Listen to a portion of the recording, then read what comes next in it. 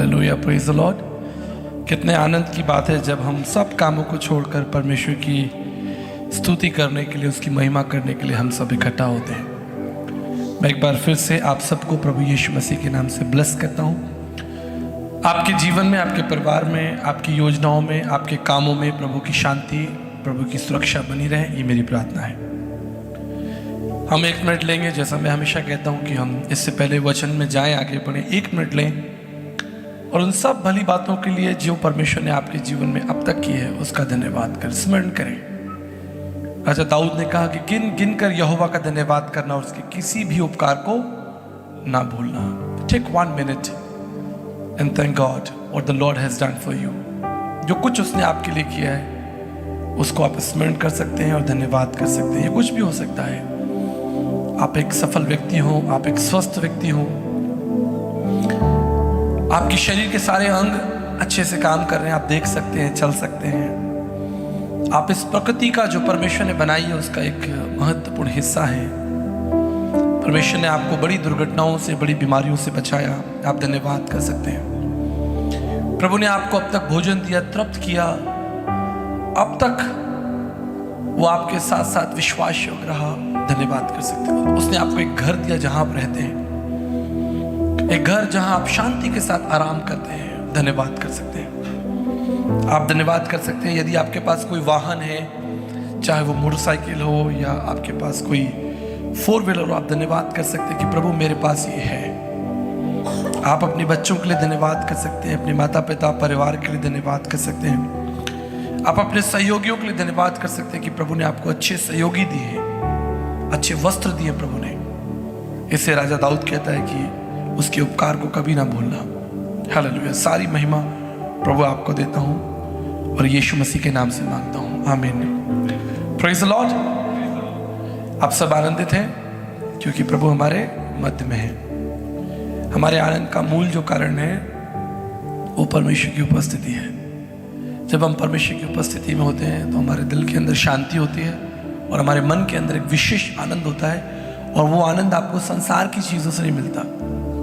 आप अच्छा भोजन खाते हैं, थोड़ी देर के लिए वो स्वाद आनंद के रूप में रहता है, लेकिन फिर आप कोई चीज़ खरीदते हैं, कोई चीज़ पाते हैं, वो आनंद क्षणिक होता है। लेकिन जो यहोवा का आनंद है, राजा दाऊद कहता है, वो हमारी ताकत है। The strength, the Joy of the Lord is my strength.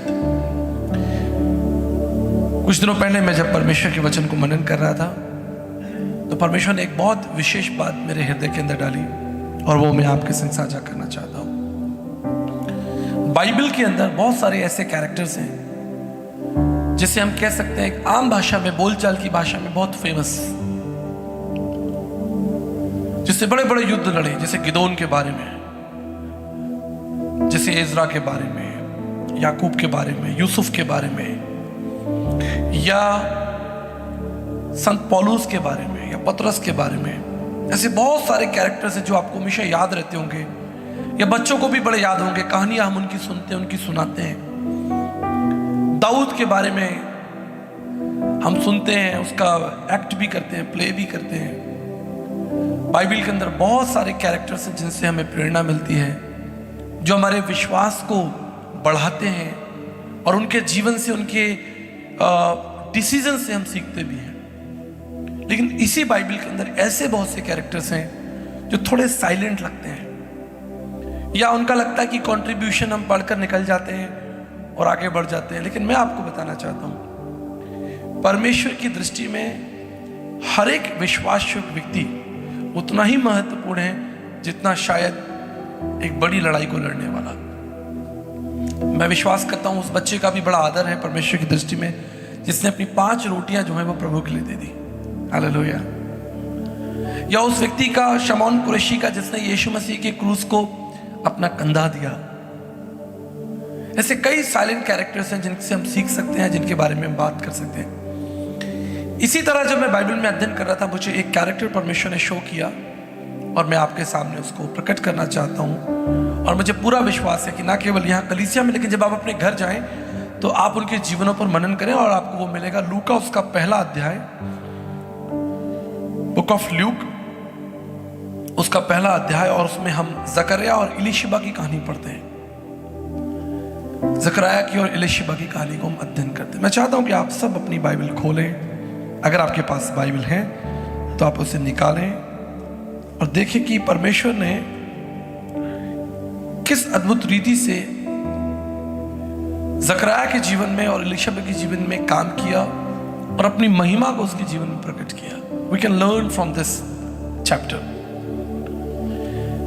आपको कहानी थोड़ा मैं संक्षेप में करना चाहता हूँ, उसके बाद हम मनन करेंगे। और मैं चाहता हूँ कि कोई भी पास्टर नीरज या कोई भी जन जरा माइक ले लें और लूका उसका पहला अध्याय और उसके 5 पद से लेकर और उसके 7 पद तक को 5, 6, 7 इन 3 पदों को पढ़ने में सहायता करें। और बच्चे भी, जितने भी छोटे जवान हैं, आपको मैं प्रेरणा देना चाहता हूँ कि आप जरूर अपनी बाइबल खोलें और लूका उसका पहला अध्याय और उसके 5, 6, 7 पद को पढ़ें। यहूदियों के राजा हेरोदेस के समय अबिय्याह के दल में ज़करयाह नाम का एक याजक था और उसकी पत्नी हारून के वंश की थी, जिसका नाम एलीशिबा था। वे दोनों परमेश्वर के सामने धर्मी थे और प्रभु की सारी आज्ञाओं और विधियों पर निर्दोष चलने वाले थे। उनके कोई भी संतान नहीं थी, क्योंकि एलीशिबा बांझ थी और वे दोनों बूढ़े थे। हालेलुया। परमेश्वर अपने वचन पर आशीष दें। ये बहुत साइलेंट कैरेक्टर लगता है, बिल्कुल आप इसे पढ़ेंगे तो कई बार आप लूका 1 पढ़कर निकल जाते हैं और आगे प्रभु यीशु मसीह के कामों को और उसके जीवन को अध्ययन करने लगते हैं। पर मैं एक बार फिर से आपको याद दिलाना चाहता हूँ कि यदि बाइबल के अंदर, पवित्र शास्त्र बाइबल के अंदर किसी का नाम या उसका जीवन अंकित किया गया, लिखा गया है, तो परमेश्वर की पवित्र आत्मा की प्रेरणा से लिखा गया है। ये किसी मनुष्य की चालाकी, चतुराई या मनुष्य की बुद्धि नहीं कि चलो उसका भी नाम डाल दें, उसका भी कंट्रीब्यूशन डाल दें। अगर इस वचन के अंदर परमेश्वर ज़करयाह और एलीशिबा को रिवील कर रहा है तो निश्चित ही इसके अंदर एक सामर्थ्य की बात है और परमेश्वर की योजना है। हमें से बहुत सारे लोग जानते हैं कि परमेश्वर ने 400 साल तक पृथ्वी पर मनुष्यों से बात नहीं की। 400 ईयर्स, पुराने नियम से लेकर और नए नियम के बीच में जो साइलेंट पीरियड है उसको हम साइलेंट पीरियड भी कहते हैं। 400 ईयर्स तक परमेश्वर ने मनुष्यों से बात नहीं की, किसी नबी को नहीं भेजा, कोई बड़ा काम हम नहीं देखते। दुनिया जी रही थी, ऐसा नहीं था, संसार था, लोग थे, खाना पीना चल रहा था, शादी ब्याह चल रही थी, संसार के सारे काम हो रहे थे। बस एक काम जो नहीं हो रहा था वो ये कि परमेश्वर जो है वो मनुष्यों से बात नहीं कर रहा था। God was silent. पूरी पृथ्वी पर परमेश्वर देख रहा होगा कि क्या कोई है जो मेरा खोजी है, क्या कोई है जो मेरी आज्ञाओं को, विधियों को मानना चाहता है या मानता है। आज भी वही परमेश्वर मुझसे और आपसे बातें करना चाहता है। But sometimes you feel a silence in your life. कई बार हमारे जीवन में एक साइलेंस हो जाता है और आपको ऐसा फील होता है कि परमेश्वर मुझसे बात नहीं कर रहा है। आप चर्च भी आते हैं, आप प्रभु बोझ भी लेते हैं। मैंने बहुत मसीहों को देखा, मैं खुलकर बात करता हूँ, आपको जैसे पता है मैं कभी हिचकिचाता नहीं। बहुत सारे लोग मसीह कलीसियाओं में आते हैं, बैठते हैं और उनका आना भी एक फॉर्मेलिटी होता है। कई लोग तो खींच कर लाए गए हैं, कई लोग तो खींच कर बुलाए गए या पकड़ के लाए गए हैं, बच्चे हैं, जवान हैं या कोई भी, चलो। But there is no joy, जैसा मैंने अपने संदेश के आरंभ में कहा था, देयर इज नो जॉय। मुझे नहीं मालूम आप में से किसी को याद है, मैंने एक बार कर्नाटक की एक टेस्टमनी आपको बताई थी। एक बुजुर्ग व्यक्ति मेरे पास में आए, old man, he was a retired IAS officer, और वो मेरे पास में आए, मसीह थे, और उन्होंने मुझसे कहा कि आचार्य जी, इतने साल मैं इस कलीसिया में आता हूँ और मैं प्रभु भोज भी लेता हूँ और मैं सब वचन को सुनता हूँ, आराधना भी सुनता हूँ, लेकिन आफ्टर सो मेनी ईयर्स माई कंक्लूजन, मेरा कंक्लूजन यह है कि मुझे एथियस्ट हो जाना चाहिए। मुझे जो है एक अविश्वासी जो है वो बेहतर है। मैं हैरान हो गया, मैंने कहा आप ऐसा क्यों कह रहे हैं? And then he started blaming other Christians, fellow Christians, कि वो व्यक्ति ऐसे हैं, वो व्यक्ति ऐसे हैं, यहाँ के पहले पादरी ऐसे थे, यहाँ पर ऐसा होता है, और वो अपनी चर्च की कमियां और अपनी चर्च की चिंताओं को मेरे सामने रखने लगे। यहाँ ऐसा है, वैसा है। लेट मी इनकरेज यू, आप संसार में कहीं भी जाएंगे आपको वही लोग मिलेंगे। मुझे याद है जब पास्टर डेविड जब शहर में आए थे, चंडीगढ़ से शिफ्ट होकर जयपुर में आए, मैंने पास्टर डेविड से एक ही बात की थी, आप कहीं भी जाएंगे आपको ऐसे ही लोग मिलेंगे जो बहुत कमजोर होंगे, चिंता में होंगे, उनकी अपनी समस्याएं होंगी। और बहुत से ऐसे लोग जो सभा में, कलीसिया में आने के बाद भी उनके चेहरे पर को भी आप आनंद नहीं देखेंगे, मुस्कुराहट भी नहीं देखेंगे।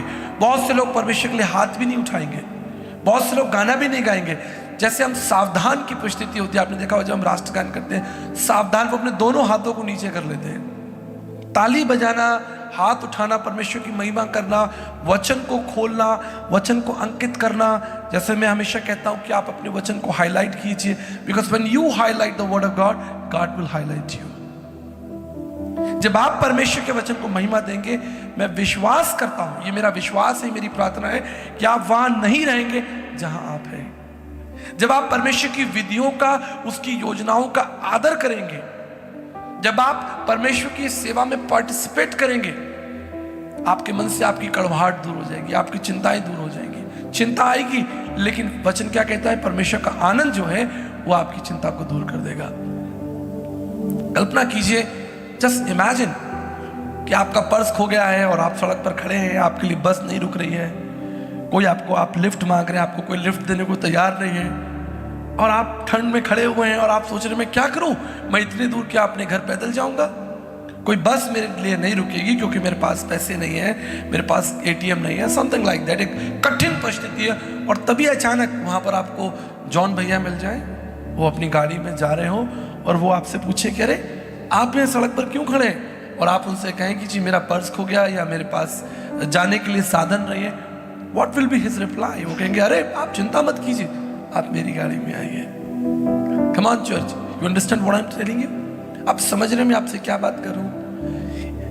अगर आप चिंता में भी हैं, आप दुख में भी हैं, पीड़ा में भी हैं, लेकिन अगर परमेश्वर आपके साथ है तो वो आनंद वापस लौटकर आपके पास आ जाएगा, आपका खोया हुआ आनंद वापस लौट कर आएगा।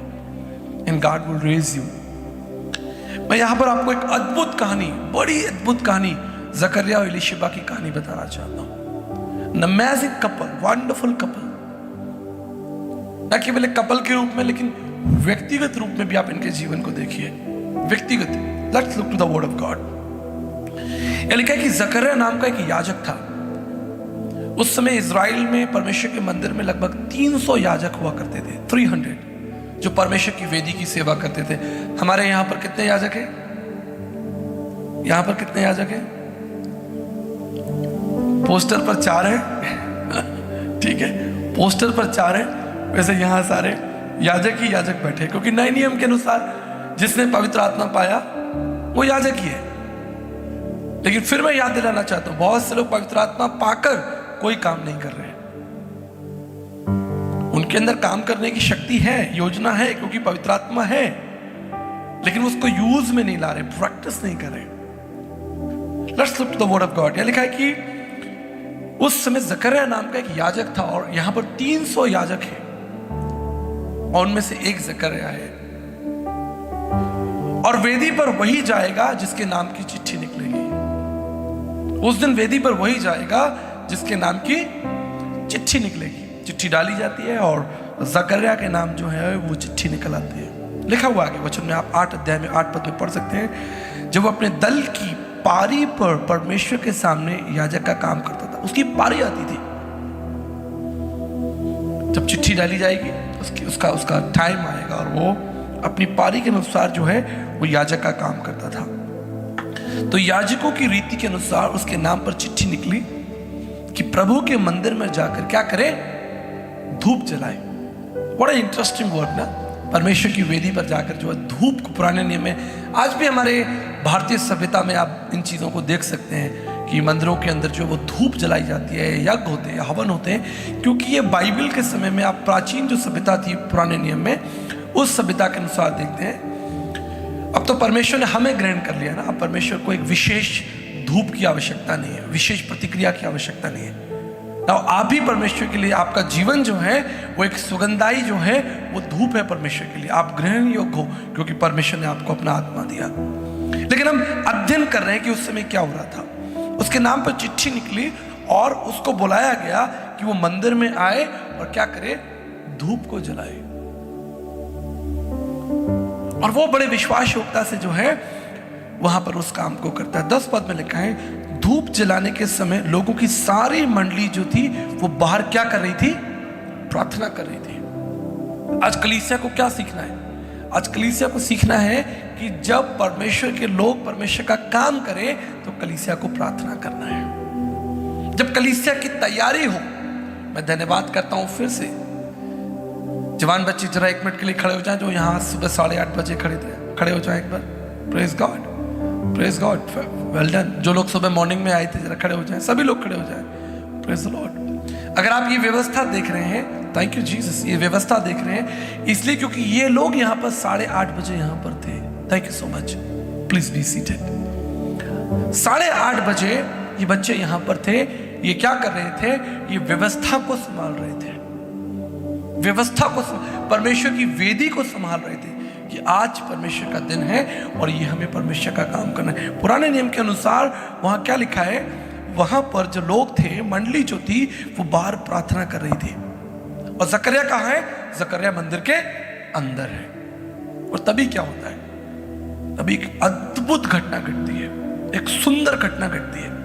और ये घटना कोई साधारण घटना नहीं है। इस घटना के आगे एक बहुत महत्वपूर्ण घटना जा रही है, क्योंकि अब परमेश्वर के पुत्र यीशु मसीह के आने का जो द्वार है वो खोला जा रहा है। इससे पहले स्वर्गदूत जो है वो मरियम के पास नहीं भेजा गया। हम लोग पढ़ते हैं कि मरियम के पास एक स्वर्गदूत आया और उसने कहा कि तेरे एक पुत्र होगा और प्रभुता उसके कांधे पर होगी, उसका नाम यीशु रखना। पहले जो स्वर्गदूत किसके पास में आया हम देख लेंगे, पढ़ लेंगे। पास्टर नीचे जरा पढ़े, 10 पद से पढ़े। धूप जलाने के समय लोगों की सारी मंडली बाहर प्रार्थना कर रही थी। उस समय प्रभु का एक स्वर्गदूत धूप की वेदी की दाहिनी ओर खड़ा हुआ उसको दिखाई दिया।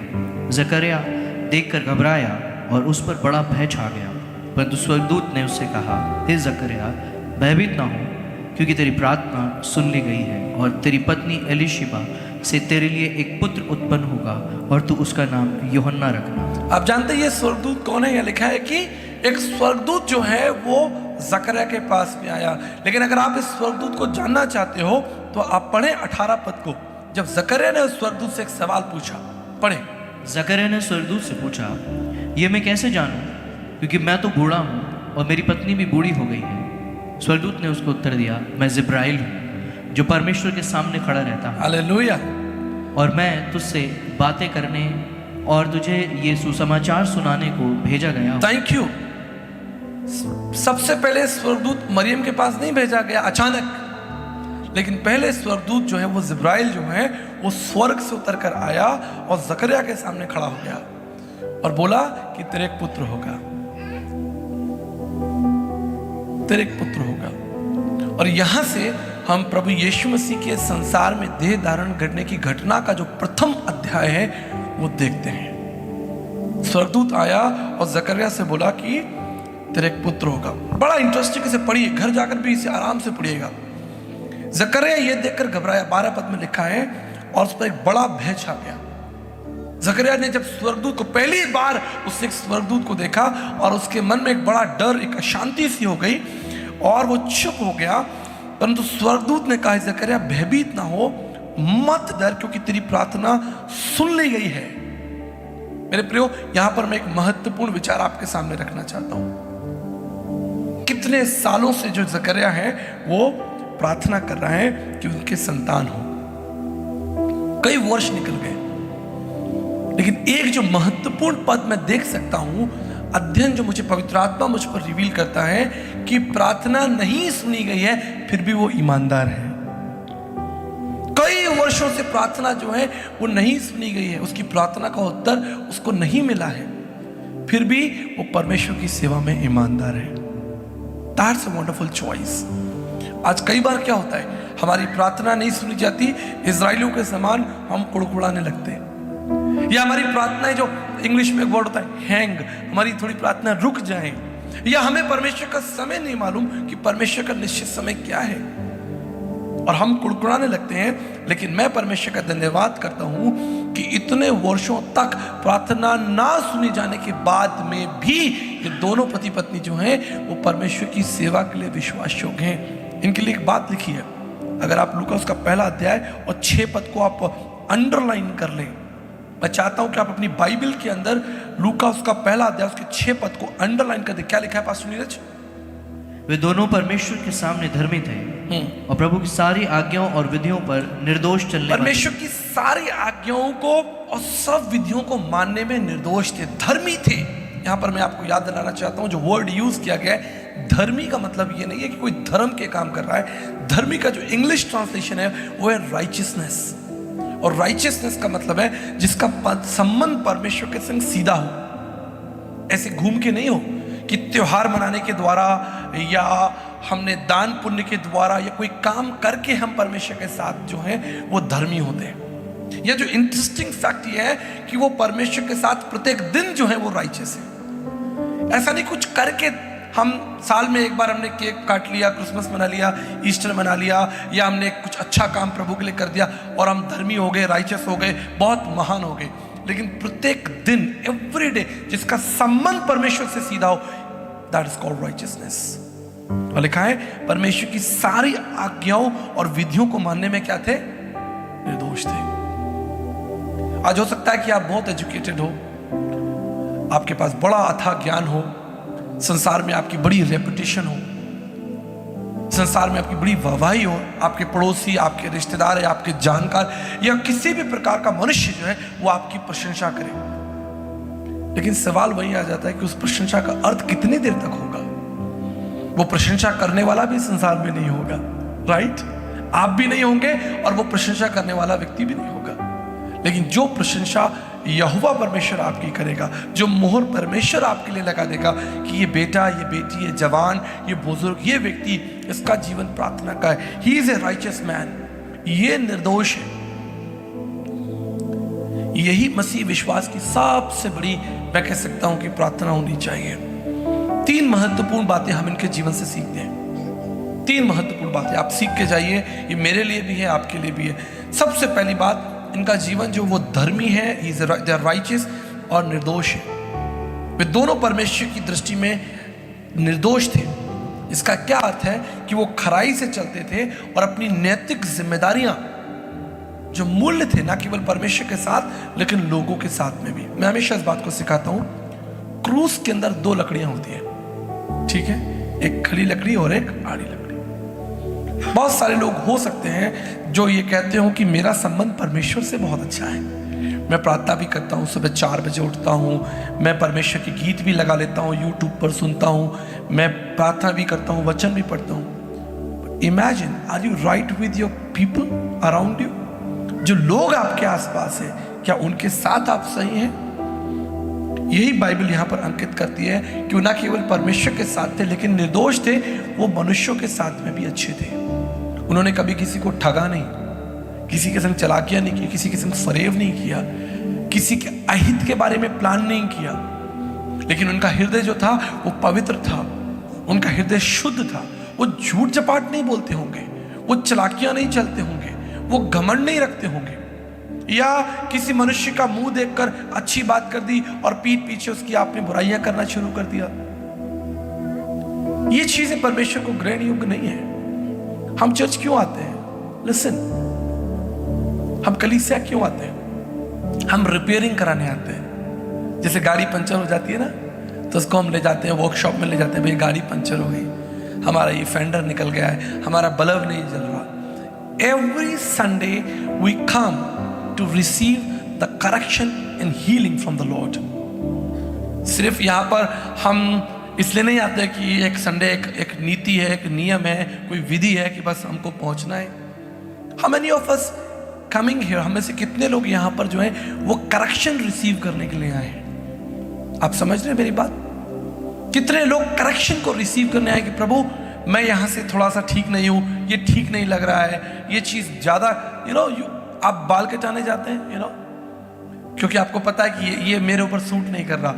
आप जाते हैं नाई से, कहते भैया ये सब थोड़ा जो ज़्यादा बढ़ गया इसको काट दो। आपने देखा इंग्लिश में वर्ड होता है प्रूनिंग, समझते हैं आप? काट छाट। माली देखा आपने, माली क्या करता है, पेड़ को देखता है, कुछ डालियां इधर जा रही है, कुछ डालियां इधर जा रही है, बेडौल। लेकिन माली क्या करता है, उसकी एक बड़ी वाली कैंची होती है उसके पास, वो छोटी वाली नहीं होती, उसके पास बड़ी वाली कैंची होती है, और बड़ी कैंची चला चला कर पूरे पेड़ का जो आकार है आपने देखा होगा पार्क्स के अंदर, फिर आप कहते हैं कितना सुंदर लग रहा है, इसलिए क्योंकि किसी ने उस पर काम किया है। अगर आप परमेश्वर को अपने जीवन में काम करने देंगे, मैं आपको बताता हूं, मनुष्य आपकी प्रशंसा करेंगे। हालेलुया। परमेश्वर आपकी प्रशंसा करेगा कि ये व्यक्ति औरों से फर्क है। हमने इसके जीवन में खराई देखी है, ये एक ईमानदार व्यक्ति, सच बोलता है, ये अपने वचन पर, अपने सिद्धांतों पर जो बात कहता है उसे ये करता है, ये बोलकर बताकर भाग नहीं जाता, डिसअपियर नहीं हो जाता। अगर इसने कहा है इज ए धर्मी, इज ए राइचियस मैन, इसके मुंह से निकलने वाले शब्द जो हैं वो स्थिर है, चट्टान के समान स्थिर है। हमारा जीवन ऐसा होना चाहिए। कम ऑन कलीसिया, लिसन। आप कैसे निर्दोष होंगे, आप परमेश्वर के सामने कैसे सुंदर दिखाई देंगे, सिर्फ इसलिए कि आपने अपनी एक हाजिरी लगा दी। हाजिरी तो केन ने भी लगाई थी, आपको याद है, केन भी परमेश्वर के सामने आया, ऑफरिंग लेकर आया, लेकिन क्या उसके जीवन को, उसकी ऑफरिंग को स्वीकार किया गया? जब उसकी ऑफरिंग ही नहीं स्वीकार की गई तो उसका जीवन कैसे स्वीकार किया जाएगा? लेकिन यहां पर हम एक व्यक्ति के बारे में पढ़ रहे हैं जिसका नाम जकर्या है, और उसके लिए लिखा हुआ है, बाइबल में उसके बारे में लिखा हुआ है कि वो एक निर्दोष व्यक्ति था, वो एक धर्मी व्यक्ति था, उसका संबंध परमेश्वर के साथ था, वो एक खरा व्यक्ति था और परमेश्वर की सारी आज्ञाओं और सारी विधियों को मानता था। तब भी जब उसके जीवन में उसकी प्रार्थनाओं का उत्तर नहीं मिला, मैं सोचता हूं कि शायद हम में से कोई और होता। मैं कई बार इसको विटनेस कर चुका हूं। बहुत से लोग कलीसिया में आते हैं, आराधना का हिस्सा होते हैं, सुनते हैं, लेकिन ऊपर से उनके वचन निकल जाता है और वो चिंता में उबलते रहते हैं और वो सोचते हैं परमेश्वर कब मेरी प्रतिज्ञाओं का आंसर देगा। आप में से बहुत सारे लोग जानते हैं विवाइन को, जैनेट को। विवाइन खड़े हो जाओ एक मिनट, अभी जैनेट तो चर्च आएगी, she is at home. many years, right? Almost 10 साल, प्लीज बी सीटेड। इन्होंने प्रार्थना की होगी कि प्रभु हमारे वंश को बढ़ा। हर एक कपल चाहता है, हर एक परिवार चाहता है उनका विवाह, कि उनका वंश बढ़े। प्रभु हमारे वंश को बढ़ाओ। पहला साल निकल गया, दूसरा साल निकल गया, तीसरा साल निकल गया, चौथा, पांचवा, छठा, शायद अब गिव अप करने की स्थिति आ रही है। अब ऐसा लग रहा है कि कुछ नहीं हो सकता, अब मैं किसके पास जाऊं? इतना डॉक्टर इलाज करा लिया, इतने जगह घूम लिए, इतने लोगों की राय ले ली, अब मैं क्या करूं? आज के समय में we trust in the medical science, right? कोई भी छोटी सी बात होती है तो हमारे पास एक कैपेसिटी है, मेडिकल साइंस पे हम ट्रस्ट कर सकते हैं। हमारे पास गैजेट्स हैं, हमारे पास मशीन्स हैं, हम हवाई जहाज में उड़कर कहीं भी पहुंच सकते हैं। Praise God for the medical science, praise God for the other science equipments which people have made. लेकिन उससे पूछिए जो 10 साल तक चुपचाप बैठा है, 20 साल तक चुपचाप बैठा है। अब्राहम के बारे में भी लिखा है लगभग 25 साल तक, 25 ईयर्स तक अब्राहम और सारा भी चुपचाप बैठे थे, लेकिन वो धर्मी थे, विश्वासयोग थे और प्रभु की महिमा करते थे। और उन्होंने परमेश्वर के भाग में से कभी चोरी नहीं की, चाहे वो परमेश्वर का समय हो, चाहे परमेश्वर की सेवा हो, चाहे उसकी विधियों, उसकी आज्ञाओं को मानना हो, उन्होंने परमेश्वर के भाग से कभी चोरी नहीं की। मैं आपसे पूछता हूं, अगर आप बीमार और आपको ऑफिस जाना है और आपको मालूम है कि कंपलसरी जाना ही जाना है, नहीं तो सैलरी कटेगी, नहीं तो बॉस को फेस करना पड़ेगा। You understand what I am saying? जो लोग जॉब करते हैं, खासतौर पे जो टीचर्स हैं या जो किसी छोटी पोजीशन पर हैं और उनके ऊपर एक बॉस बैठा है और वो बॉस आपसे पूछेगा आप कल क्यों नहीं आए, आपको दिल में धक धक होगी, क्योंकि आपको अपने बॉस को फेस करना है जाकर। लेकिन क्या ये चीज़ हम सोच सकते हैं कि हमको परमेश्वर को फेस करना है? जब तब हमने बाइबल नहीं पढ़ी, हमने परमेश्वर की प्रतिज्ञाओं को और आज्ञाओं को टाल दिया, पैर पर पैर रख के आराम से बैठे हैं और सोच रहे हैं और मैं क्या करूं, कौन सा नया बिजनेस कर लूं, कहां चला जाऊं, कैसे फोन कर लूं। But do we have some time to sit down and listen the word of God? लिखा है, मुझे बहुत सुंदर लगता है, मैं उनके बारे में पढ़ रहा हूं, मुझे बहुत सुंदर लग रहा है। लिखा है 6 पद में, वे दोनों परमेश्वर के सामने धर्मी थे, प्रभु की सारी आज्ञाओं और विधियों पर निर्दोष चलने वाले थे। उनकी कोई संतान नहीं थी क्योंकि एलीशिबा जो थी वो बांझ थी। नाउ इस कैरेक्टर पर जरा मद्दन करेंगे। एलीशिबा के लिए बहुत सी महिलाएं, बहनें यहां पर बैठी हुई हैं, महिलाओं के बारे में ऐसी एक स्टडी है, या ऐसा सोचा जाता है, ऐसा कहा जाता है, दे थिंक लॉट, बहुत डीप में जाकर सोचते हैं, बहुत अंदर तक किसी चीज को, गहराई तक। पुरुष थोड़ा सा किसी चीज को सोचते हैं और निकल जाते हैं, ठीक है देख लेंगे, राइट, संभाल लेंगे, देख लेंगे, हो जाएगा, चिंता मत करो। लेकिन महिलाओं के लिए वो बातें, कोई भी बात होती है, वो डीप चुपचाप बैठकर घंटों, हो सकता है महीनों सोचती रहे उस टॉपिक के ऊपर कि वो सॉल्यूशन नहीं हुआ, अभी वो समाधान नहीं हुआ, अभी वो फैसला नहीं हुआ, अभी वो बात जो है वो सामने नहीं आई है, अभी जो है वो किंतु परंतु वो जो छिपा हुआ है उसका हमको जो है पोस्टमार्टम करना है। पकड़ कर बैठे हैं हम। लेकिन मैं एलीशिबा के जीवन के लिए परमेश्वर का धन्यवाद करता हूं। इतने वर्ष हो गए, वो बांझ है, समाज क्या कहता होगा।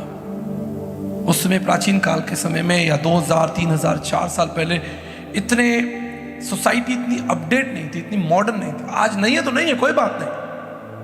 लोग तो आज बच्चा छोड़ो, बिना शादी के साथ रह रहे हैं, उन्हें कोई डर नहीं है, उन्हें कोई डर नहीं है। वो कहते हैं भाई क्या दिक्कत है, क्या फर्क पड़ता, हम रह रहे हैं, तुम्हें क्या मतलब है। लेकिन आज से 2000 साल पहले, 3000 साल पहले ये चीजें संभव नहीं थी। और अगर किसी के बच्चा ना हो, किसी का संतान ना हो, किसी का वंश ना हो, तो और भी मुश्किल है कि भाई ये व्यक्ति के संतान नहीं है। लोग क्या क्या राय देते होंगे, लोग क्या क्या उसको ऑप्शंस देते होंगे। एलीशिबा के लिए मुश्किल था। उन चुनौतियों को, सामाजिक चुनौतियों को झेलना, बातों को झेलना आसान नहीं होगा। हन्ना के बारे में भी ऐसा ही है। उसे बहुत, हन्ना का कैरेक्टर भी आप अध्ययन कीजिएगा जाकर, उसे भी यही सब झेलना पड़ा।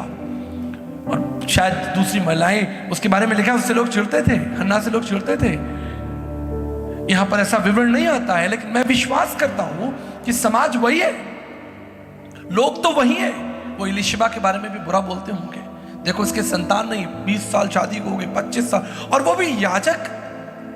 हेलो, याजक, परमेश्वर का दास। कोई आम आदमी हो, कोई व्यापारी किसान हो तो चलो ठीक है, कोई बात नहीं। परमेश्वर के याजक के जीवन में ऐसी बात, तो लोगों का तो परमेश्वर के ऊपर से विश्वास हट जाना चाहिए कि जब याजकों के जीवन में ऐसी समस्या है, तो भैया ऐसे परमेश्वर की आराधना करके हमें क्या मिलेगा। जो अपने याजक की प्रार्थना नहीं सुन पा रहा, अपने याजक के कामों को नहीं कर पा रहा, तो उस परमेश्वर के पास जाकर हमें क्या मिलेगा। आज भी यही है। लोग यहां पर चेक करने आते हैं, इवैल्यूएट करने आते हैं किसके जीवन में। हम लोग जब पास्टर्स, लीडर्स हम बैठते हैं, हम सोसाइटी को, सिस्टम को इवैल्यूएट करते हैं। कितने लोग परमेश्वर के पास जो हैं वो अपने काम से आए, अपने फायदे से आए हैं। मुझे याद है कि वैशाली में यहां पर एक बिजनेसमैन था।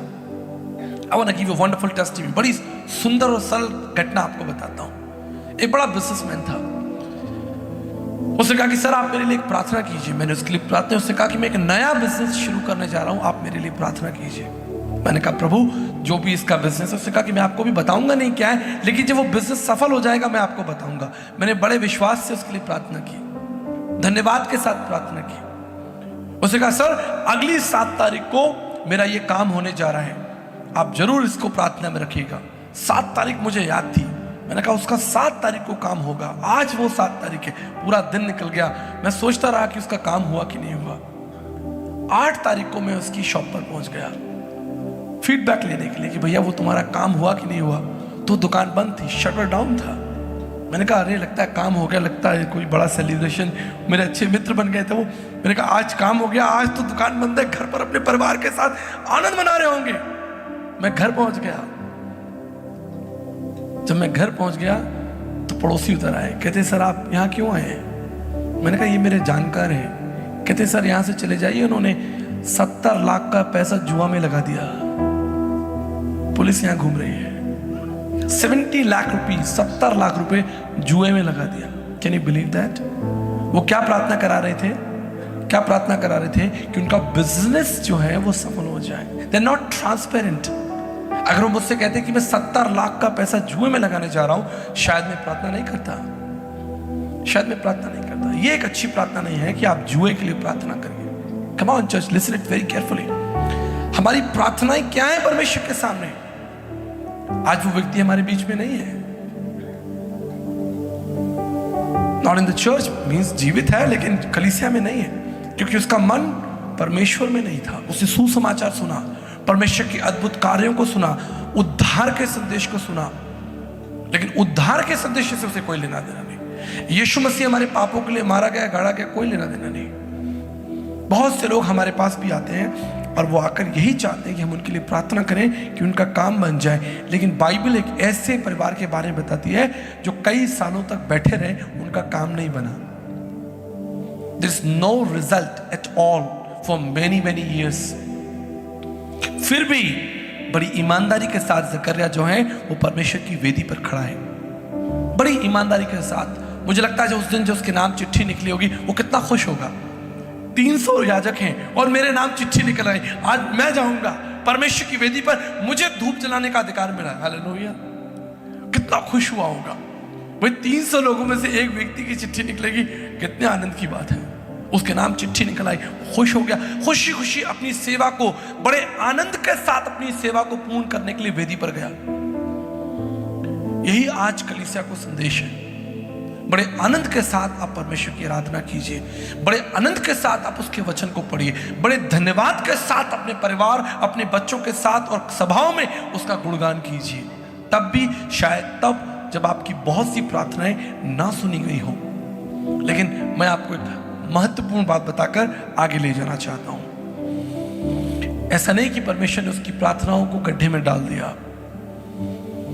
स्वर्गदूत आया और स्वर्गदूत ने क्या कहा? उससे कहा, जकरिया भयभीत ना हो, क्योंकि तेरी प्रार्थना सुन ली गई है। ये कई समय लगे, कई वर्ष लगे, लेकिन तेरी प्रार्थना जो है वो सुन ली गई है।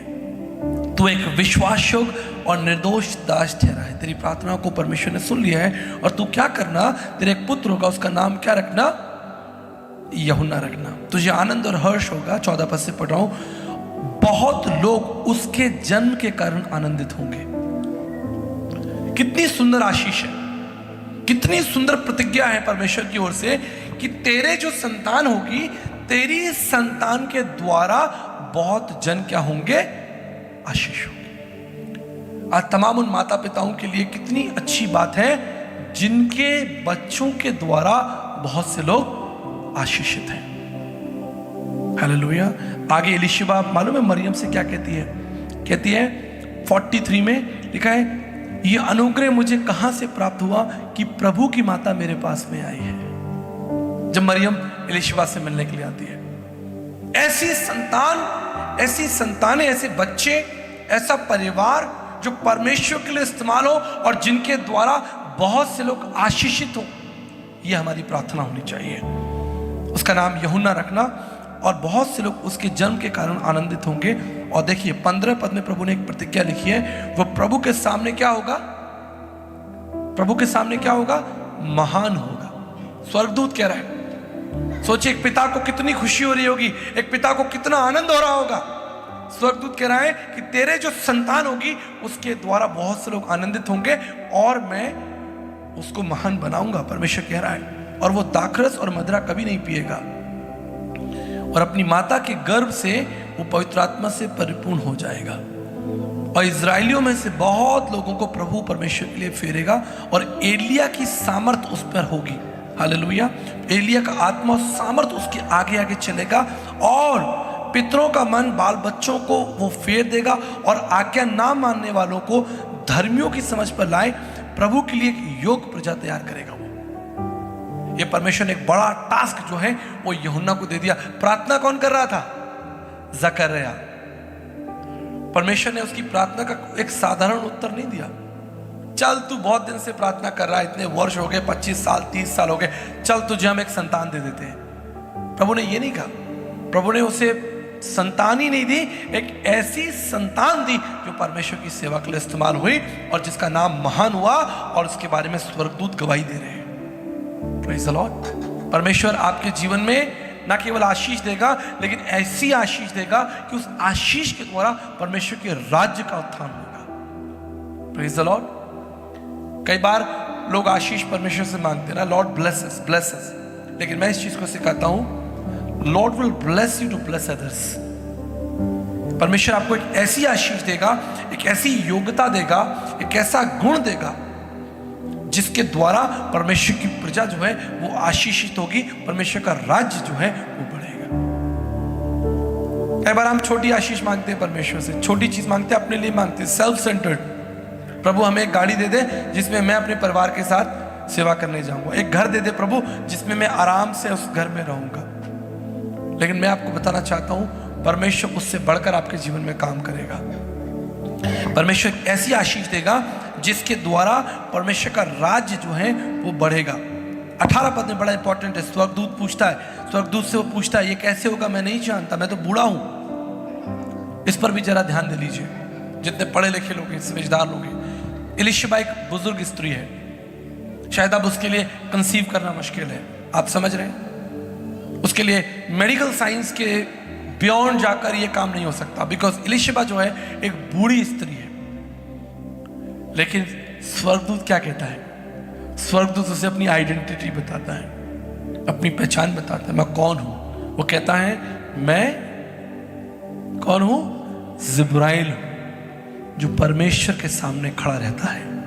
मेरे प्रियो, मैं आपको बताना चाहता हूं आज भी ये जिब्राइल जिंदा है। हालेलुया। और आप नहीं जानते किस दिन वो आपके सामने आकर खड़ा हो जाए, किस दिन वो आपकी प्रार्थना का उत्तर लेकर आए। लेकिन आपके पास प्रार्थना होनी भी तो चाहिए। मेरी एक ही प्रार्थना रहती है, अगर जो लोग मुझे करीबी से जानते हैं, मैं संसार, ये गाड़ी घोड़ा, ये सब चीजें तो मांगता ही नहीं, आज तक नहीं मांगी। 22 साल हो गए सेवा में। बस मेरी एक ही प्रार्थना है कि प्रभु मेरे जीवन काल में मैं भारत देश के उद्धार को अपनी आंखों से देखूं।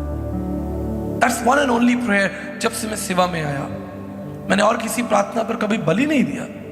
मेरी प्रत्येक सुबह की, प्रत्येक रात की बस एक ही प्रार्थना है कि भारत देश के करोड़ों लोग जो अंधकार में बैठे हैं, उनके ऊपर प्रभु जी आपका एक बड़ा प्रकाश हो। और मैं विश्वास करता हूं, मैं दाऊद के समान, मैं अब्राहम के समान विश्वास करता हूं कि ये होगा।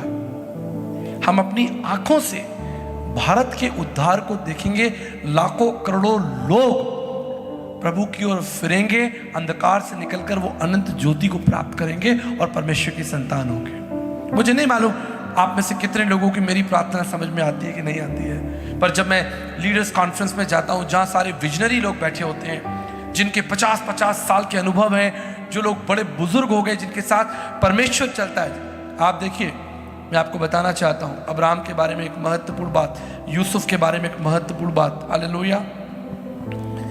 देखिए उत्पत्ति 26:4 के अंदर एक बड़ी सुंदर बात अब्राहम के लिए लिखी है, निकालिए। उत्पत्ति उसका 26 अध्याय, उसके 4 और 5 पद को पढ़ के देखिए। और उसके बाद कोई जन उत्पत्ति 22:17 को भी निकाल ले, पढ़िए।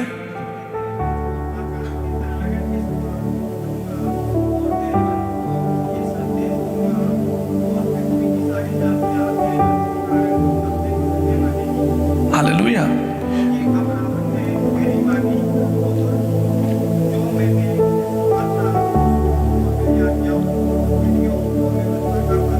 क्या लिखा है आपने पढ़ा ध्यान से? जो लोग वचन के प्रेमी हैं उनके लिए, उनसे बात कर रहा हूं, जो वचन के प्रेमी उनसे बात कर रहा हूं। लिखा है, नीरज एक बार दोबारा पढ़ दे। क्योंकि उसने क्या किया? परमेश्वर की मानी है। मैं तेरे वंश को आकाश के तारागण के समान करूंगा। मैं तेरे वंश को, ये मेरी प्रार्थना भारत के लिए है कि भारत के लाखों करोड़ों लोग जो हैं वो हमारी सेवा के द्वारा या हमारे द्वारा तैयार किए गए जवानों के द्वारा पूरे भारत के अंदर परमेश्वर ये काम करने जा रहा है। परमेश्वर तारों के समान भारत के अंदर अपने पुत्र और पुत्रियों को खड़ा करेगा और वो याजक होंगे और उनके पास अधिकार होगा। आगे पढ़े। और मैं तेरे वंश को ये सब देश दूंगा। और ये सारे राज्य, कितने राज्य अभी भारत के अंदर? कितने राज्य हो गए?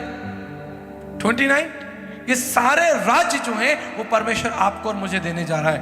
ये हमारी प्रार्थना होनी चाहिए। हमारी प्रार्थना क्या है? हम जानते हैं, एक गाड़ी मिल जाए, एक घोड़ा मिल जाए, एक कपड़ा मिल जाए, एक नए साल पर कोई अंगूठी चेन मिल जाए, कुछ अच्छी व्यवस्थाएं हो जाएं। ये साधारण लोगों की प्रार्थना है। लेकिन जिनके साथ परमेश्वर चलता है, यूसुफ की लिए लिखा है कि यूसुफ के साथ कौन चलता था? परमेश्वर। उसकी प्रार्थना ये नहीं हो सकती, दाऊद की प्रार्थना ये नहीं हो सकती, अब्राहम की प्रार्थना ये नहीं हो सकती। Let's look to the word of God. दोबारा पढ़ें।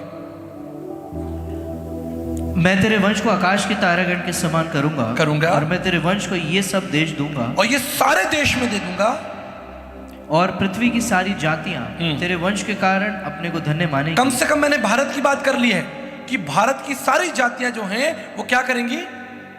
तेरे वंश के कारण धन्य मानेंगी। धन्य मानेंगी। आगे, क्योंकि अब्राहम ने मेरी मानी और जो मैंने उसे सौंपा था उसको और मेरी आज्ञाओं, विधियों और व्यवस्था का पालन किया। हालेलुया। ये आपको करना है, ये आपको करना है। आपको और मुझे परमेश्वर की आज्ञाओं को, उसकी व्यवस्थाओं को, उसके नियम को मानना है। और ये नियम बहुत सरल है। नए नियम में तो बहुत सरल है। पुराने नियम में तो आपको सुबह उठना है, धूप जलानी है, ये करना है, वो करना है, आपको बहुत सारी बलिदान देने, बहुत सारे सैक्रिफाइस करने। पर नए नियम में आपको जानते क्या करना है? नए नियम में आपको खड़ा होना है और प्रार्थना करनी है और उन सारी चीजों के बारे में सोचना शुरू करना है। सोचना शुरू करना है कि आप चाहते क्या हैं, आप चाहते क्या हैं, आपके पास क्या असाइनमेंट है, आप परमेश्वर से क्या एक्सपेक्ट कर रहे हैं। राइट ब्रदर, हम लोग यही कल बात कर रहे थे। पिछले दिनों हम एक बड़े अधिकारी के पास में गए, एक काम लेकर गए। हमने उसे एक लेटर दिया। जब हमने उसे लेटर दिया, उसने पूरा लेटर पढ़ा। आप जानते हैं उसने क्या पूछा? उसने कहा, आप मुझसे क्या चाहते हैं? अब हमारे पास हम तैयार नहीं है, हम उससे क्या चाहते हैं। अब हम सोच रहे हैं, भाई क्या चाहते हो, आप बताओ क्या चाहते हो। It's wasting time. आपके पास केवल 5 मिनट है। एक बड़ा अधिकारी, राज्य का सबसे बड़ा अधिकारी आपके सामने बैठा है, कहते हैं what do you expect from me. पर हम तैयार ही नहीं है। हम तो कह रहे हैं सर बस देख लेना, सर बस ये बात देख लेना। अरे क्या देख लेना, तुम मुझसे क्या चाहते हो। हम तैयार नहीं है। हम परमेश्वर से कहे, प्रभु मैं पूरे राजस्थान को आपके नाम से मांगता हूं। हालेलुया। और सिर्फ मांगना नहीं है, उसकी आज्ञाओं पर चलना, अपने आप को तैयार भी तो करना है। एक पहलवान लेटे लेटे सोचे कि 3 साल बाद जो है वो ओलंपिक होगा, और मैं लेटे लेटे वो सोचता रहे, अखबार पढ़ता रहे, टीवी देखता रहे, लेकिन सुबह उठकर वो क्या कहते हैं, एक्सरसाइज ना करे, दौड़े नहीं, उस तरह का भोजन ना खाए, अपने ऊपर इन्वेस्ट ना करे, क्या वो ओलंपिक में जीतेगा? कभी नहीं जीतेगा।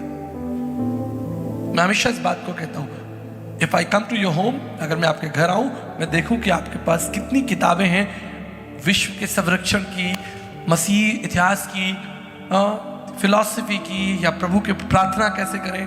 आज मुझे बड़ी खुशी हुई, मैं पिछले दिनों एक विलेज में था और वहाँ एक ऑटो ड्राइवर मुझसे मिलने के लिए आया। हम खाना खा रहे थे बैठा, और बातों बातों में मैंने इस बात को कहा कि मैं जब किसी के घर में जाता हूँ तो मैं उसका लिविंग रूम में, हम लोग लिविंग रूम में बैठते हैं तो देखते हैं कि भाई घर में क्या किसी ने पोस्टर लगा रखा है या किसी ने कोई बाइबल का वचन लगा रखा है। तो मैंने बातों बातों में कहा, मैं अगर किसी व्यक्ति को इवैल्यूएट करता हूं तो मैं ये इवैल्यूएट करता हूं कि उसके लिविंग रूम में कितनी किताबें हैं, उसकी लाइब्रेरी।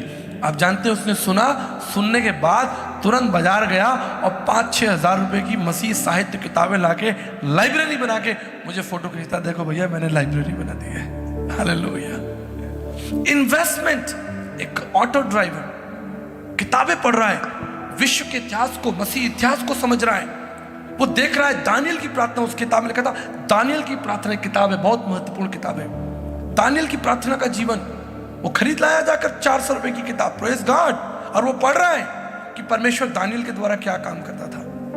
यही चीज आज मैं आपसे बात कर रहा हूं। मैं आपको इनकरेज कर रहा हूं कि आप परमेश्वर के लिए कुछ कीजिए, प्रार्थना कीजिए। मैं धन्यवाद करना चाहता हूं, परमेश्वर ने उत्पत्ति 26:4-5 पढ़ा आपने? उत्पत्ति 26 उसका 4 अध्याय और 5 पद पढ़े। 26 अध्याय, हाँ, 4 और 5। हाँ, पढ़ दिया। उत्पत्ति 22:17 भी पढ़ लीजिए। उत्पत्ति उसका 22 अध्याय 17 पद। इस कारण मैं निश्चय तुझे आशीष दूंगा, मैं तुझे निश्चय आशीष दूंगा, और निश्चय तेरे वंश को आकाश के तारागण और समुद्र के तीर की बालू के किनकों के समान अनगिनत करूंगा, और मैं तेरे राज्य को, तेरी सेवा को बढ़ाऊंगा। चलिए, उसकी पुत्र की बात थी, हमारी सेवा की बात है कि मैं तेरी सेवा को बढ़ाऊंगा, दूर दूर तक तुझे कार्य और राज्य दूंगा, क्योंकि और तेरा वंश अपने शत्रुओं के नगरों का अधिकारी होगा। हाँ, और तेरा वंश जो होगा वो क्या होगा? अधिकारी होगा। वहां पर लिखा है क्योंकि तूने विश्वास किया है। हालेलुया। विश्वास के द्वारा कितने साल लग गए। आज मैं कलीसिया से एक अंतिम और मुख्य बात बताकर आपके लिए प्रार्थना करना चाहूंगा। विश्वास करना मत छोड़िए। कई बार विश्वास हमारे लिए एक पैरामीटर हो जाता है। कई बार विश्वास जो है वो हमारे लिए एक खोखला, आपने देखा है हम मूंगफली तोड़ते हैं और उसमें दाना नहीं होता, ऊपर से तो छिलका होता है लेकिन उसके अंदर दाना नहीं होता। समटाइम्स आप मूंगफली में हाथ डालते हैं और आप देखते हैं आपको एक ऐसी मूंगफली मिली जिसमें दाना नहीं है। ऊपर से तो ठीक लग रहा है, ऊपर से आपको लग रहा है कि मैं तैयार होकर यहाँ पर आया हूँ, लेकिन आपके अंदर एक विश्वास नहीं है। और विश्वास क्यों नहीं है, उसका केवल एक ही कारण है, क्योंकि आपको परमेश्वर की विधियों का ज्ञान नहीं है, आपको परमेश्वर की वेदी का ज्ञान नहीं है, परमेश्वर की आज्ञाओं का ज्ञान नहीं है। जो सेवा परमेश्वर ने आपको दी है, जो व्यवस्था परमेश्वर ने आपको दी है, आपको उसका ज्ञान ही नहीं है। इसलिए आपके अंदर रुचि नहीं है, और रुचि नहीं होगी तो विश्वास भी नहीं होगा। लेकिन जिस दिन आपके अंदर रुचि होगी परमेश्वर की विधियों को जानने की, आपको जानने का मन करेगा कि परमेश्वर ने कैसे एलीशिबा और जकर्या को इस्तेमाल किया, कैसे परमेश्वर ने उनके लिए प्रार्थना का उत्तर दिया। मैं बहुत आशीषित हुआ जब मैंने इन चीज़ों पर मनन किया। 84 वर्ष तक जो हन्ना थी वो प्रार्थना करती रही, कई वर्षों तक प्रार्थना करती रही। जकर्या के लिए लिखा है कई सालों तक प्रार्थना करता रहा, लेकिन अंत में वो निर्दोष ठहरा, विश्वास योग्य ठहरा, और परमेश्वर ने कहा ये एक प्रार्थना करने वाला जन है। मेरे प्रियो, आज की सुबह मैं आपको एक ही बात पर इनकरेज करूंगा कि आप जब अपने लिए प्रार्थना कर रहे हैं तो मैं आपको यकीन दिलाना चाहता हूं, आपकी प्रार्थना से केवल आप ही आशीषित नहीं होंगे, लेकिन परमेश्वर का राज्य भी आशीषित होगा। जकर्या को क्या पता था कि मेरे एक पुत्र होगा और उसका नाम यूहन्ना होगा, और वो प्रभु यीशु मसीह के मार्ग को क्या करेगा, समतल करेगा। हालेलुया। उसे पता ही नहीं था, वो तो सोचता होगा मुझे एक बेटा मिल जाए, बस एक बच्चा मिल जाए तो काफी है। लेकिन प्रभु ने उसे कैसा बेटा दिया जो यीशु मसीह से पहले आया, और उसने प्रचार करना शुरू किया। इससे पहले यीशु मसीह प्रचार करेगा, जब यीशु मसीह 30 साल के हो जाएंगे और वो प्रचार करना शुरू करेंगे, उससे पहले कौन प्रचार कर रहा था परमेश्वर के राज्य का? यूहन्ना प्रचार कर रहा था। Sometimes you may not know what is God's plan. आपको नहीं मालूम, आपको तो लगेगा प्रभु ने आपको कोई चीज दे दी है, कोई योग्यता दे दी है, कोई शक्ति दे दी है, कोई बल दे दिया है। आपको लगेगा ये मेरे लिए है, मेरे परिवार के लिए, इससे मैं अपना लाभ उठाऊंगा। लेकिन आप नहीं जानते कि उसके पीछे परमेश्वर की कितनी सुंदर और बड़ी योजना हो सकती है। हालेलुया। मैं विश्वास करता हूं कि प्रभु ने इससे पहले कि यीशु मसीह आए, यूहन्ना को भेजा, और उस यूहन्ना ने पूरे इज़राइल देश के अंदर, जब मैं अंतिम बात बता रहा हूं ध्यान से सुन लीजिए, आसान नहीं था इज़राइल में प्रचार करना। इज़राइल उस समय राजनीतिक परिस्थितियों और धार्मिक परिस्थितियों से जूझ रहा था। सर उठाने की किसी की हिम्मत नहीं थी कि कोई इज़राइल के विरोध में, उनकी नीतियों के विरोध में, उनकी धर्म व्यवस्था के विरोध में कोई प्रचार करेगा। यूहन्ना पहला प्रचारक हुआ। यीशु मसीह के आने से ठीक पहले फर्स्ट प्रॉफिट, फर्स्ट एवेंजलिस्ट वो खड़ा हुआ, और इज़राइल में जो गलत शिक्षाएं चल रही थी, इज़राइल के अंदर जो गलत व्यवस्थाएं थी, जो बड़े बड़े यहूदी फरीसी बैठे हुए थे, उनके सामने यूहन्ना खड़ा हुआ। और जब वो पिच बन गई, एक रास्ता बन गया, हालेलुया, जब एक रास्ता बन गया, कुछ वहां एक भगदड़ हो गई, कुछ एक, मैं कह सकता हूं, क्रांति आ गई।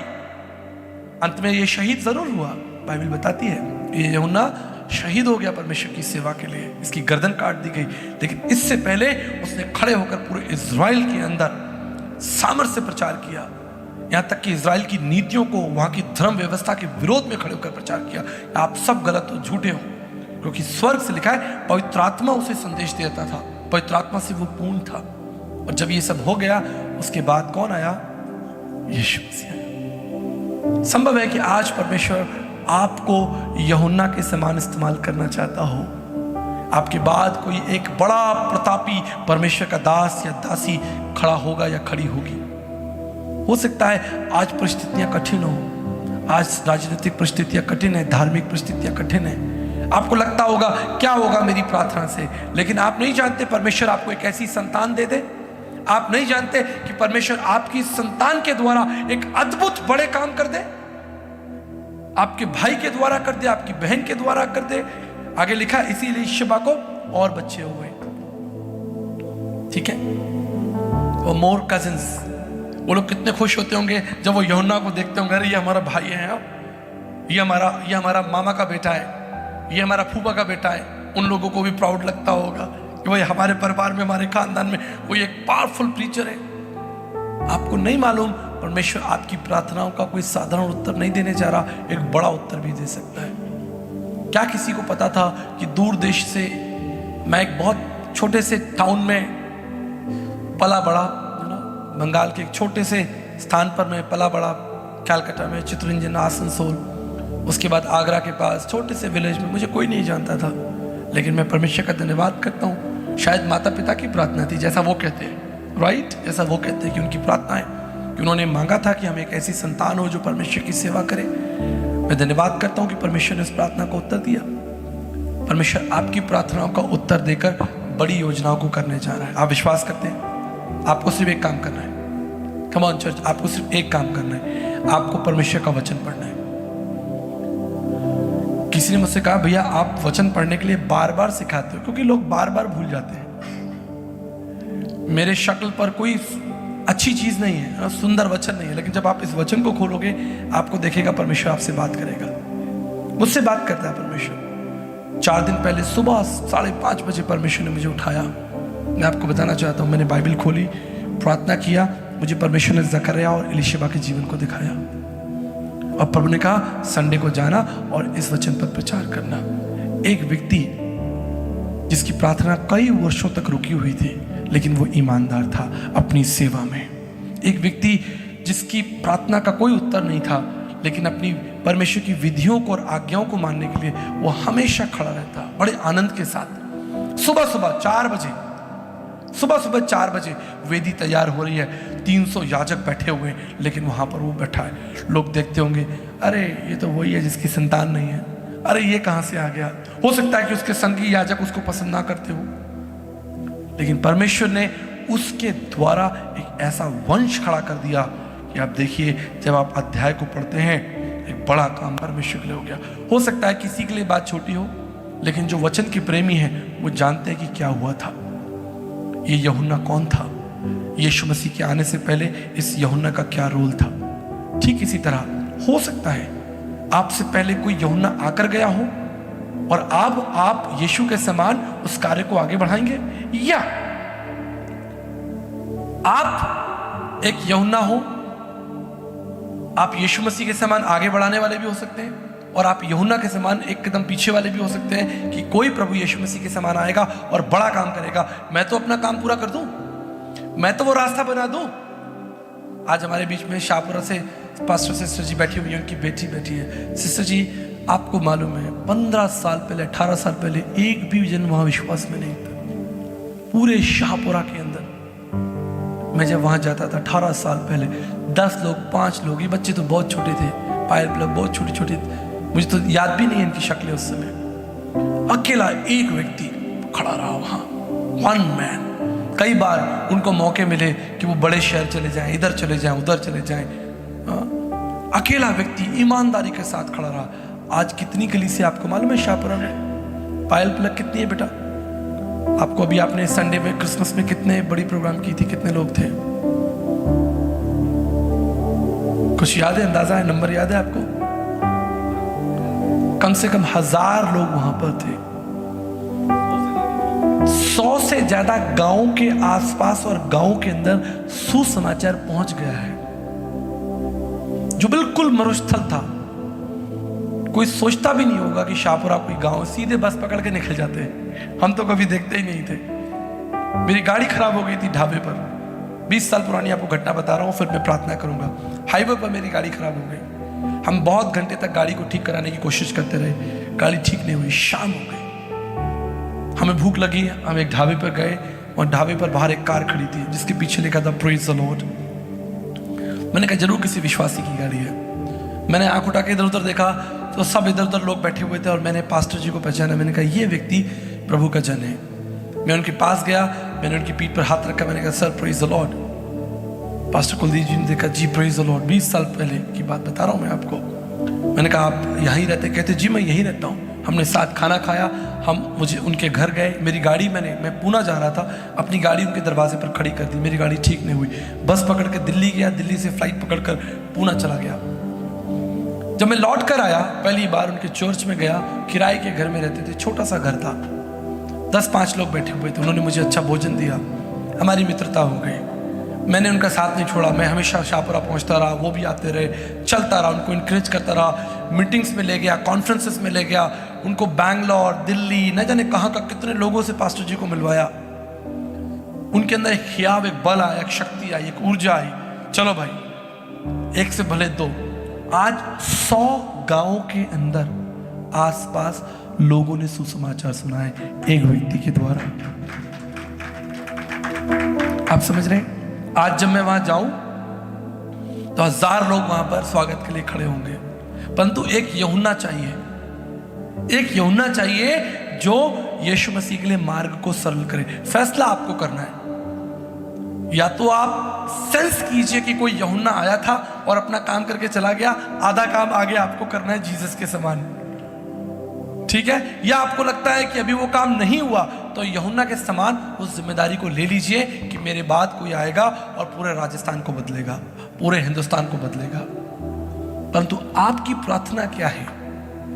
अगर आप निर्दोष हैं, आप झूठ झपाट नहीं बोलते, आप लोगों को चलाकियां, देखिए मैं आपको स्पष्ट बता रहा हूं, परमेश्वर आपके द्वारा तभी काम करेगा जब आप अपनी चलाकियों को बंद कर देंगे। मेरा एक कोटेशन है, आपकी चलाकियां ही आपकी उन्नति में रुकावट है। और चलाकियां आप मनुष्यों के संग करते हैं, परमेश्वर के संग तो आपकी चलाकी चलेगी भी नहीं, मेरी भी नहीं चलेगी, आपकी भी नहीं चलेगी, किसी की नहीं चलेगी। मनुष्यों के संग फरेब मत कीजिए, कलीसिया के संग फरेब मत कीजिए, अपने लोगों के साथ फरेब मत कीजिए, उन्हें मूर्ख मत बनाइए कि आप कुछ भी बोलकर निकल गए और सामने वाले को लगता है कि ठीक है हम आपकी बात पर विश्वास कर लें। आपके वचन, आपके मुंह से निकला हुआ वचन दृढ़ होना चाहिए, चट्टान के समान। अगर आप किसी चीज के लिए वायदा करते हैं तो उसको पूरा कीजिए। धन के मामले में विश्वास होकर पवित्र रहें, किसी के साथ बेईमानी ना करें कि किसी का ले लिया हमने लौटाया ही नहीं, हमने लिया था जरूरत के समय में, हमने मुड़कर देखा ही नहीं कि भैया हम तो जानते ही नहीं आपको, ये खामा हमारे पीछे पड़े हुए, उसी का धन हमें वापस करना है। अगर आप किसी की सेवा लेते हैं, कोई उसके प्रति कृतज्ञ और धन्यवाद रहें आप, तब परमेश्वर आपके मार्गों को चौड़ा करेगा। मैं अंतिम बात बताकर आपके लिए प्रार्थना करता हूं। आपके घर में सर्वेंट्स आते होंगे, ठीक है, नौकर आते हैं, काम करते हैं। कई बार आपको डाउट रहता है कि भाई ये व्यक्ति कुछ उठा ना ले, लेकिन कई वर्ष निकल जाते हैं और आपका उन पर विश्वास हो जाता है, कई वर्षों तक आपको लगता है विश्वास, उसके बाद तो आप निश्चिंत हो जाते हैं। ठीक इसी तरह परमेश्वर के साथ कई वर्षों तक आप चलेंगे और आप विश्वास योग्य रहेंगे, परमेश्वर आपके हाथों में बड़ी बड़ी योजनाओं को देगा, बड़े बड़े कामों को देगा। आप अपनी आंखों से परमेश्वर के बड़े बड़े काम को देखेंगे। लेकिन मैं धन्यवाद करना चाहता हूं आज की सुबह इस परिवार के लिए, इस चाहे ये परिवार के रूप में हो चाहे व्यक्तिगत रूप में हो। आप एलीशिबा और जकरिया को अलग अलग भी देख सकते हैं, एज ए फैमिली भी देख सकते हैं। अगर आप एक महिला हैं, आप कह सकते हैं कि मैं एलीशिबा के समान निर्दोष रहना चाहती हूँ, एलीशिबा के समान प्रार्थना का जीवन रखना चाहती हूँ, और मैं एलीशिबा के समान बिल्कुल नहीं कुड़कुड़ाऊंगी, क्योंकि वो कुड़कुड़ा ही नहीं, प्रार्थना नहीं सुनेगी, लेकिन कोई बात है, उसे सिर्फ धन्यवाद देती होगी। अगर आप पुरुष हैं तो आप कह सकते हैं कि मैं अपनी जिम्मेदारियों को पूरा करूंगा, जो काम प्रभु ने मुझे दिए, जो विधियां प्रभु ने दी, जो योग्यताएं प्रभु ने मुझे दी हैं, उसका इस्तेमाल मैं समाज के हित के लिए करूंगा। आप समझते हैं? परमेश्वर आपको आशीष दे।